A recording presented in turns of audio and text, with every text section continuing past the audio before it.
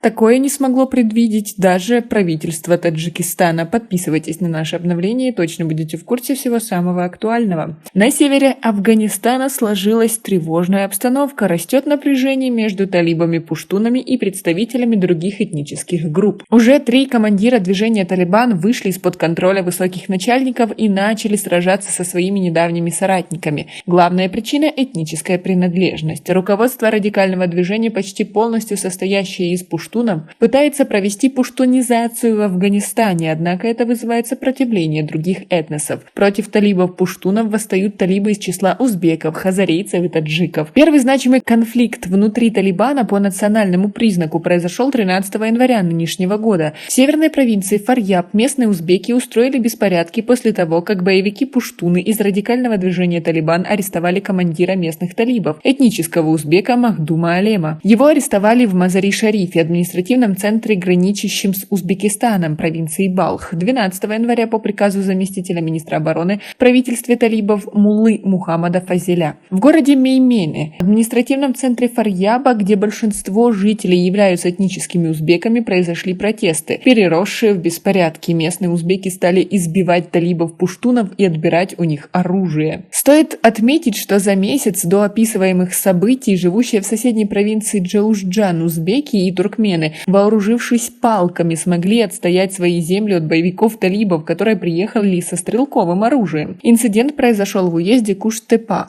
где проживают преимущественно представители тюркоязычных народов. Талибы попытались изъять у местных узбеков и туркменов земли, чтобы передать их пуштуноязычной народности кучи. Но тюркоязычным жителям Куштепа удалось отстоять свою территорию. Что касается алемов, беспорядков в Фарьябе, талибам удалось взять ситуацию в провинции под контроль после того, как туда прибыли значительные подкрепления боевиков. А Алем был освобожден в середине апреля при посредничестве другого узбекского командира Салахуддина Айюби, который в правительстве талибов занимает пост заместителя министра сельского хозяйства. Однако этот инцидент ничему не научил пуштунское руководство Талибана. Попытки навязать руководителей пуштунов в провинциях, где проживают преимущественно другие народности, продолжились. Как вы относитесь к такой ситуации? Свои ответы напишите нам, пожалуйста, в комментарии. В июне правительство талибов попыталось сменить в уезде Балхаб провинции Сарипуль, где проживают хазарейцы-шииты, местного командира Махди Муджахеда, этнического хазарейца. Муджахед отказался подчиняться, а его боевики блокировали въезд в уезд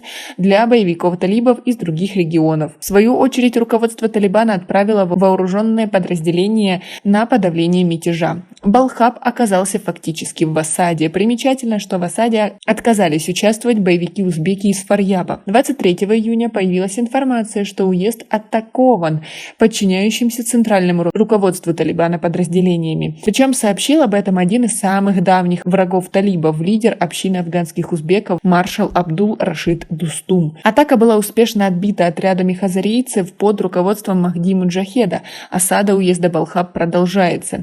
В то время как происходили разборки в провинции Сарипуль, талибы, граничащие с Таджикистаном провинции Бадахшан, которые подчиняются командиру Карива Кассу, перешли на сторону фронта национального сопротивления, ведущему партизанскую войну против Талибана с сентября прошлого года. Боевики Ваккаса взяли под свой контроль ряд кишлаков в уезде Тагаб.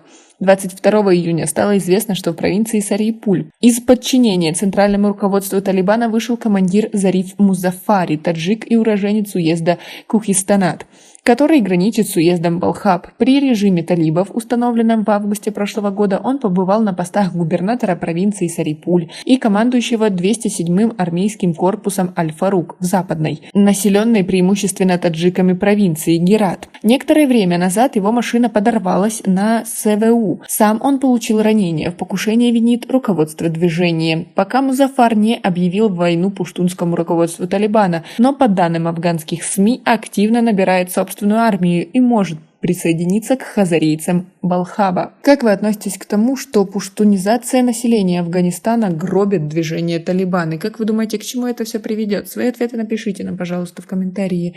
У нас пока на этом все. Оцените наше видео подпиской и лайком. До скорой встречи.